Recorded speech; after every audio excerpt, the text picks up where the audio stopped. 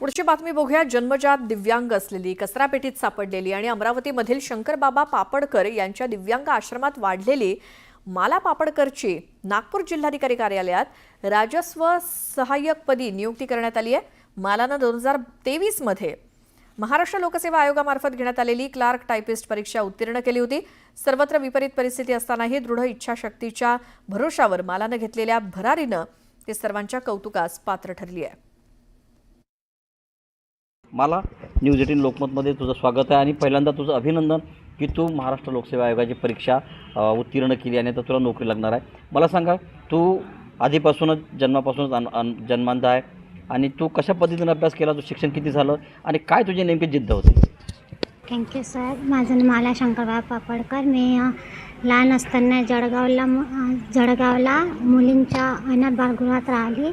तिथून मला बालकल्याण समितीच्या आदेशानुसार डॉक्टर शंकरबाबा पापडकर यांच्या बालगृहामध्ये दाखल केलं आणि तेव्हापासून शंकरबाबा पापडकरांनी आपलं नाव घेऊन, स्वतःचं नाव देऊन माझं पालकत्व स्वीकारलं आणि माझा सांभाळ केला।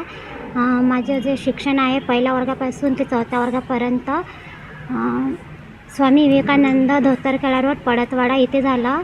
5 ते 7चं शिक्षण डॉक्टर भिवापूरकर अंध विद्यालय अमरावती इथे झालं। 8वी ते 12वीचं शिक्षण IS गर्ल हायस्कूल पडतवाडा इथे झालं आणि 12वी नंतरचं शिक्षण माझं हियमी कॉलेज अमरावती इथे झालं।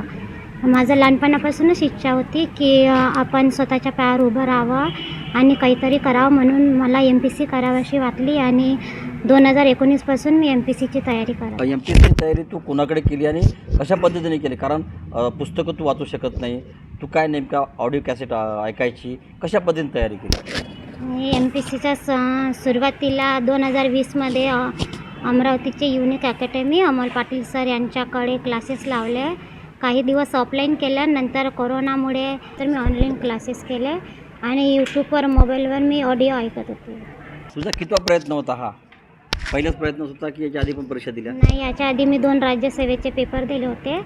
एक पहिला पेपर माझा जो 45 मार्कांनी गेला होता आणि दुसरा 4 मार्कांनी गेला।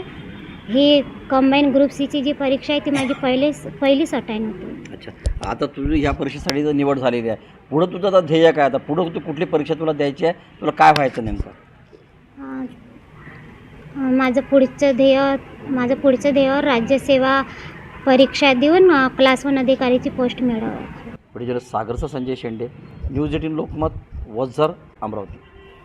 तर जम्मू काश्मीरमधील पहलगामच्या बैसरन खोऱ्यामध्ये न्यूज 18 लोकमतची टीम पोहोचली आणि हा दहशतवादी हल्ला झालेल्या बैसरनमधनं न्यूज 18 लोकमतचा ग्राउंड रिपोर्ट आपण बघतोय। ज्या ठिकाणी हा हल्ला झाला त्या ठिकाणी थेट जाऊयात। आमचे प्रतिनिधी त्या इथे तुटलेला देखील पाहायला मिळतात आणि ते खूप मोठा गोंधळ आणि जीव वाचवण्याची एक प्रकारे जी चढाओढ जी आहे ती लागली होती। अनेक पर्यटक जे आहे जो दिसेल त्या वाटेने पळत सुटले होते। समोर आपण पाहत असाल संरक्षक एक जाळी जी आहे ती देखील दिसते आहे, ती देखील तोडून काही पर्यटक जे आहे ते बाहेरच्या जंगलाच्या दिशेने पळालेले आपल्याला पाहायला मिळतात।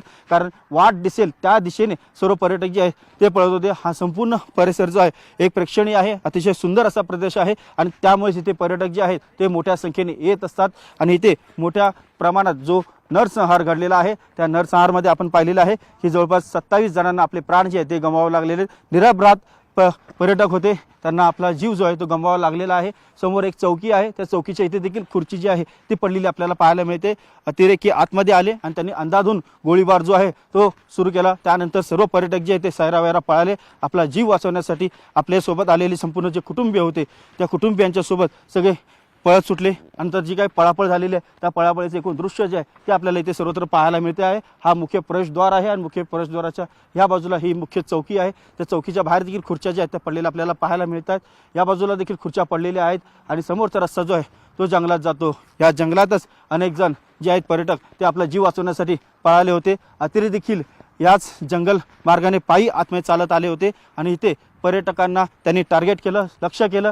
समोरच्या बाजूला आपण पाहतोय की एक खूप मोठं गवताळ असा प्रदेश आहे, ग्रासलँड आहे आणि हाच प्रदेश जो आहे तो संपूर्ण एक स्वित्झर्लंडची जी आहे आठवण करून देणार आहे। ह्याला मिनी स्वित्झर्लंड असं म्हटलं जातं आणि याच मिनी स्वित्झर्लंडमध्ये काश्मीरचं नंदनवन आहे।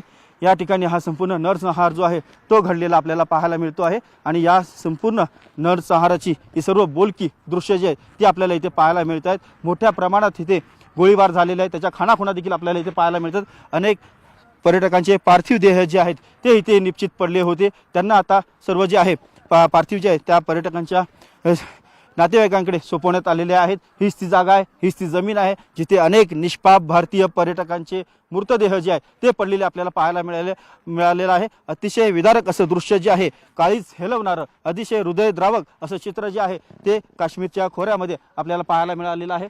दुसऱ्या बाजूला आपण पाहिलं तर उंच उंच असे पर्वतरांग आहेत, हिमशिखरं आहेत. अतिशय सुंदर असा हा सर्व प्रदेश आहे आणि या संपूर्ण हिमशिखरांच्या या संपूर्ण प्रदेशाने वेढलेल्या ठिकाणी हा सगळा वैष्णर प्रदेश आहे, ज्यामध्ये पर्यटन स्थळ जे आहे ते काश्मीर प्रशासनाने विकसित केलेलं आहे. पण समोर आपण पाहतोय सुंदर प्रदेश असला तरी देखील इथे मानवतेला लाजवणारी अशी घटना जी आहे ती घडलेली आहे. अतिशय विदारक चित्र जे आहे ते आपल्याला इथे पाहायला मिळालेलं आहे आणि त्याचा बदला घ्यावा अशी प्रत्येक भारतीयांची इच्छा आहे. त्यामुळे प्रत्येक भारतीय म्हणतोय की या नरसंहाराचा बदला लवकरात लवकर भारतीय लष्कराने घेतला पाहिजे.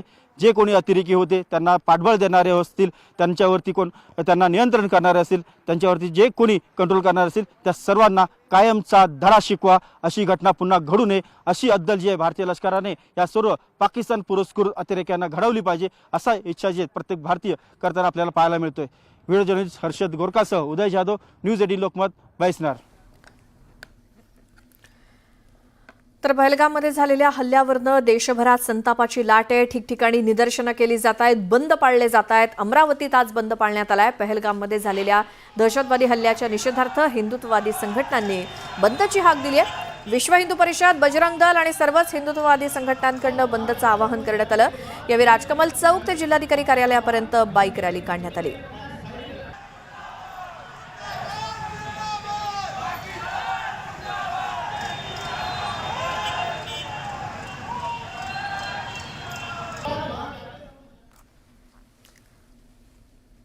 तर काश्मीरमधल्या पहलगाम इथे दहशतवाद्यांनी पर्यटकांवरती गोळीबार केला. या नक्षलवादी हल्ल्याच्या विरोधात डोंबिवली बदलापूर पाईपलाईन मार्गावरती अखिल भारतीय बैलगाडा संघटना रस्त्यावर उतरली आहे. यावेळी निषेध मोर्चा काढण्यात आलाय. यावेळी बैलगाडा मालकांनी पाकिस्तान विरोधात जोरदार घोषणाबाजी केली आणि बैलगाडा मालकांनी जनावरांवरती मन हेलावणाऱ्या घटनेचं चित्र रेखाटत या हल्ल्याचा निषेध केला. दरम्यान निषेध करण्यासाठी ठाणे, रायगड, पालघर, नाशिक आणि पुणे जिल्ह्यातनं बैलगाडा मालक आले होते.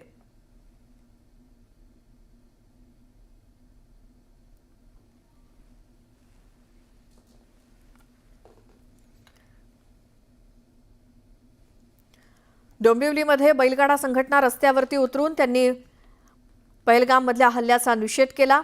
वेगवेगळ्या भागातून हे बैलगाडा मालक या मोर्चामध्ये सहभागी झाले होते.